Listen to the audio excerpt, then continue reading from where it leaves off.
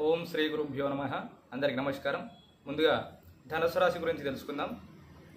ధనుసు రాశికి సంపాదన 11, ఖర్చు 5, రాజ్య పూజ్యత 7, అవమానం 5 ఉన్నందువలన ఈ రాశి వారికి ధన సంపాదన అధికంగా ఉంటుంది. డబ్బు పరంగా ఆసక్తి చాలా బాగుంటుంది ఈ రాశి వారికి. కాబట్టి ఖర్చు కూడా తక్కువనే చేస్తుంటారు ఈ సంవత్సరంలో. ఈ ధనుసు రాశి వారికి గత సంవత్సరం నుండి మే 1వ తేదీ వరకు కూడా గురువు 5వ స్థానంలో శుభస్థానంలో ఉన్నందువలన మంచి గుర్తింపు ఉంటుంది. వృత్తి ఉద్యోగ రంగాల్లో విపరీతమైన అభివృద్ధి ఉంటుంది. మరి అవన్నీ కూడా అనుభవించే ఉంటారు ఈ ధనుసు రాశి వారు. మరి ఈ యొక్క సంవత్సరంలో అంటే మే 2వ తేదీ నుంచి సంవత్సరాంతం వరకు గురువు 6వ స్థానంలో అశుభ స్థానంలో ఉన్నందువలన గుర్తింపులన్నీ కూడా చెడిపోయే అవకాశాలు ఉన్నాయండి. అంటే మీకు ఎంతో మంది శత్రువులు అయ్యే అవకాశం ఉంది. వాళ్ళు మిమ్మల్ని మీ యొక్క పని ద్వారా మీ యొక్క వృత్తి ద్వారా చెడగొట్టే ప్రయత్నం చేస్తుంటారు. వాళ్ళ నుండి చాలా జాగ్రత్త వహించండి. ఈ ధనుసు రాశి వారికి గత సంవత్సరం నుండి మే 1వ తేదీ వరకు గురువు 5వ స్థానంలో శుభస్థానంలో ఉన్నందువలన సంపూర్ణ శుభ ఫలితాలను పొందుతూ ఉంటారు. అలాగే కుటుంబ సౌఖ్యం ఉంటుంది, ఆకస్మిక ధనలాభం ఉంటుంది, వృత్తి ఉద్యోగ రంగాల్లో చాలా విపరీతమైన అభివృద్ధి ఉంటుంది. మరి కొంతమందికి సాధారణ స్థితిలో అభివృద్ధి ఉంటుంది. మరి ఈ రాశివారు అంటే మే 1వ తేదీ వరకు కూడా పిల్లలకు సంతోషకరమైన కార్యక్రమాలు చేస్తారు, వాళ్ళకు ఆనందాన్ని కలిగించే కార్యక్రమాలు చేస్తారు. అలాగే విపరీతమైన గౌరవ మర్యాదలు పెరుగుతాయి, మంచి పేరు ప్రఖ్యాతలు పొందుతారు. మే 2వ తేదీ రోజు నుండి సంవత్సరాంతం వరకు గురువు 6వ స్థానంలో అశుభ స్థానంలో ఉన్నందువలన ఆకస్మిక భయాందోళనకు గురవుతారు. మరి ఈ యొక్క సమయంలో మీరు ఎక్కువగా ఆలోచిస్తూ ఉంటారు. రుణ ప్రయత్నాలు ఆలస్యంగా నెరవేరుతాయి. కుటుంబంలో మనశ్శాంతి లోపిస్తుంది. స్నేహితులతో బంధువులతో వైరం ఏర్పడకుండా జాగ్రత్త వహించడం మంచిది.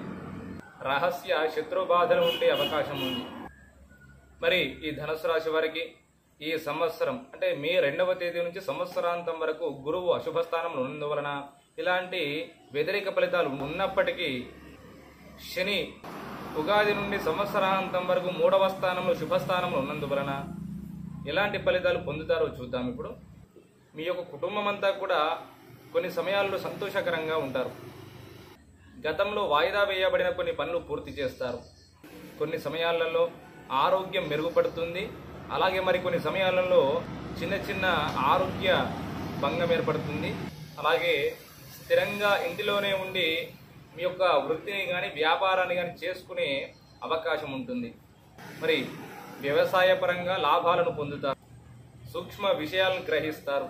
మరి ఈ గ్రహచరీత్యా ఇప్పుడు గురుగ్రహము శనిగ్రహం చూసుకున్నప్పటికీ రాహుగ్రహాన్ని చూసుకున్నట్లయితే ఈ ఉగాది నుండి సంవత్సరాంతం వరకు అశుభ స్థానంలో ఉన్నందువలన రాహువు చెడు ఫలితాలను కలగజేస్తాడండి.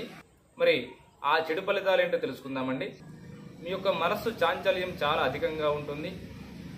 మరి చాంచల్యం అంటే ఏమిటయ్యా అంటే చంచలత్వం.